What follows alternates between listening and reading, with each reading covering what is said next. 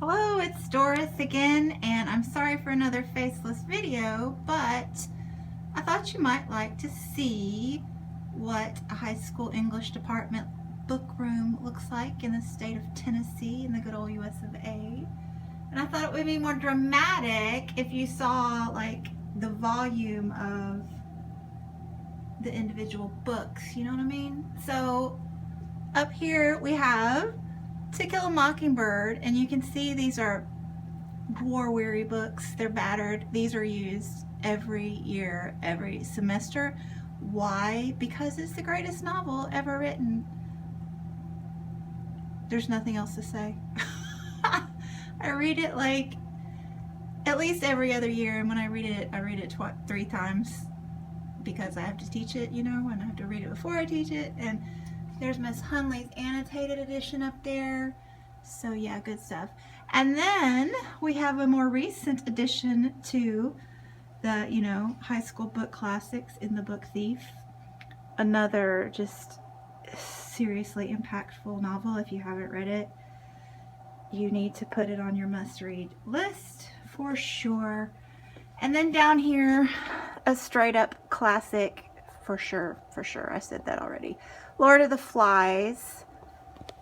This is just pretty profound. I like this copy too. Isn't that a cool cover? Oh, so cool. And then we have Cormac McCarthy, The Road, which I actually have not read. And I know Coach Simpkins ordered those. He's a big McCarthy fan. And a lot of these books you'll notice, some are ones that you would expect to see and some are random. And that's because sometimes teachers, you know, get monies and order things they're interested in or that they think that their students will be interested in the moment. Like Life of Pi. This is another one I actually have not read, and I don't know that I want to because I was not overly impressed with the movie. Or I really wasn't impressed at all. Let's just go ahead and say that. Speak, however, let's look at these covers. Yeah, it's kind of movie looking. Speak, this is a great book. I read this one out of the book room. This one is about a girl who is not talking, and there's a reason for that. And it involves a party and, you know, some violence that occurred there. Good read. Ellie Weisel, Night. Profound. Another must read. And I have read this. This is a trilogy, actually. Night is the one that most people are familiar with, but this is a trilogy, and I've read the second one, and it was very interesting. I'm going to read the third soon. Very soon. Fahrenheit 451. Wow. Let's look at these. That's nice. I love book covers. Oh, yeah. I think this is the copy I read. Fahrenheit 451. I read this last year, and let me tell you, profound. Profound piece of literature. If you haven't read this, you need to. It freaked me out. Yeah. It's just, it's about censorship and book burning, which is, you know, ironic with all of the burning of J.K. Rowling books on Twitter right now. But yeah, just read this. I'm sorry if I'm shaky. I'm not used to holding my camera. Read this one, and The Talking Room is just Facebook all over again. Scarlet Letter. This story, the kids don't really read it. It's a cool cover. They don't read it out of novels like this. They mostly read it out of their basal readers. So yeah, this is one that I just don't really love the story, but I understand that it's a big deal story, and it's one that I think that you have to be in a teacher's classroom that can really teach it and get more out of it that way, which is what happened to me with The Great Gatsby. Sometimes I'm lucky and I get to, I teach English as a second language, so I definitely teach my own classes, but I also get to do inclusion sometimes. So this is one that I was lucky enough to sit in with Coach Simpkins when he was teaching it, and I had probably read this once or twice before and didn't really enjoy it much at all, but when he taught it, I was like, wow, that's pretty darn cool. And you can see that's one that gets taught a lot. Look at how many of those there are. You know, when you have hundreds of kids and everybody's reading at the same time, you need a lot. Then we have Into Thin Air, which I did read this a long time ago and enjoyed it. This one is Lost. Yeah. A guy that was lost in the wilderness. Brave New World by Aldous Huxley. This is, should we call this dystopian or utopian? Or this is another one that I want to read soon because I think it's very relevant to our current situation in the world. The Curious Incident of the Dog in the Nighttime. This one is really good.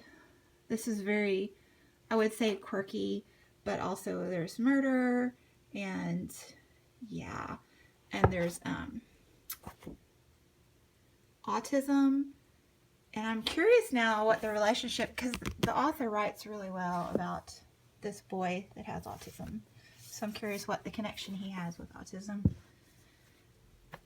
And then Tim O'Brien, The Things They Carried. This is a Vietnam kind of memoir excerpts, vignettes, and great writer, and actually in Vietnam. So he writes what he knows. Highly recommend. Then we have Frankenstein, which, you know, I'm familiar with the story, obviously. Who isn't? But I don't think I've ever read it. Nice cover. And you can see that, this is just going to make me laugh, but you can see that whoever just read The Curious Incident of the Dog in the Nighttime put it back haphazardly because it's really supposed to be up there. Shame on you, whoever did that. You're making the book room a mess. Okay, and then we have Grendel by John Gardner. And this is kind of a retelling of Beowulf. And they pretty much, well, at least Miss Rommel teaches this every year in companion with Beowulf.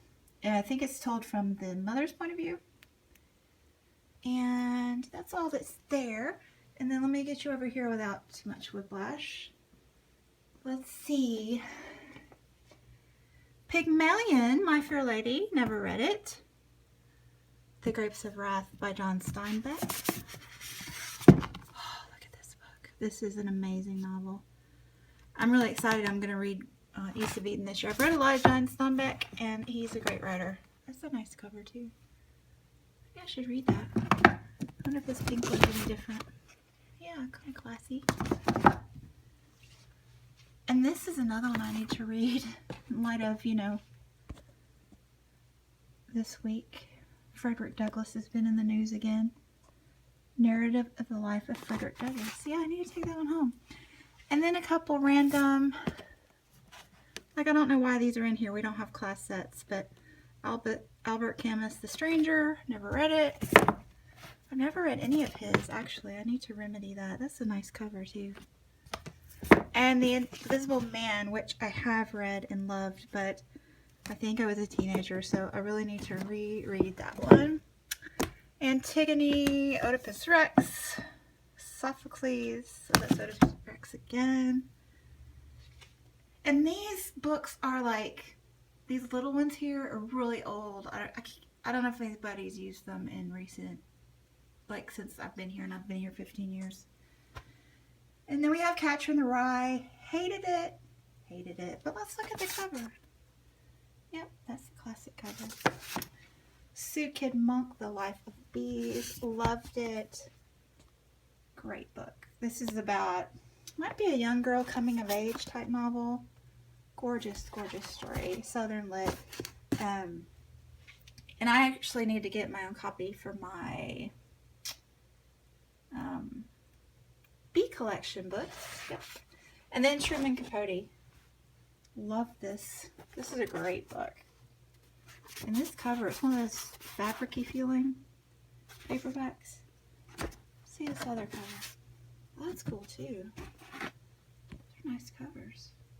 Yeah, this is a true crime story, but like way classic. And then there's more Aldous Huxley, Brave New World. Much better cover. Too Cool. Ernest Hemingway, The Old Man and the Sea. Never read it. Don't know if I want to. Ender's Game, another one I've never read. And never been drawn to it for whatever reason. And this would be an example of, you know, a teacher thinking, this is popular right now. Let's get some and see if the kids are interested. Death of a Salesman. Oh, I like that. Streetcar Named Desire. Oh, I like that too. Actually, I've never read either of these either. The Giver. My son has to read this month, so I need to take home a copy. Clever. George Orwell, Animal Farm. I'm reading this with my students this month, actually. Pretty excited. A Separate Peace. This is another one I read as a teenager and loved. This is the copy that I read as a teen.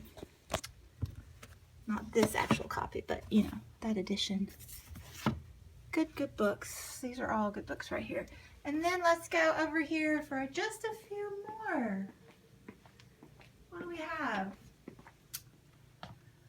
Henrik Ibsen, A Doll's House. Are you going to be embarrassed if I say I've never heard of this one? The Taming of the Shrew. The Stranger by Albert Camus. Another one I haven't read of his. George Orwell, 1984. I'm reading that one this month. I cannot believe I've never read it. That is so strange. And then we have some mythology types with Agamemnon, etc. And Adventures of Sherlock Holmes. 4 Great Plays by Henrik Ibsen. This must have the dollhouse in it, I would imagine. I have to read that. Bulfinch's Greek and Roman mythology. My kids actually enjoy reading mythology. Okay, and then we got Dante's Inferno. More Lord of the Flies. This is the edition that I remember reading as a child, as a teenager. Down here, Caesar, Sherlock Holmes again, Much Ado About Nothing, A Raisin in the Sun. See, this looks nice. Yeah. And then, this is just a little bit of randomness. Romeo and Juliet, that's in the Basil Readers. House on Mango Street, that might be mine. I use that with ESL quite often. Some random Great Expectations over there. More randomness. And School's Out Forever by James Patterson. This is some of the Maximum Ride series. I read the first one. I've never read that one. And we did have The Green Mile and Divergent, but somebody must have those out. But anyway, I thought that would be interesting for you to see a high school book room. What do you think? What do you think?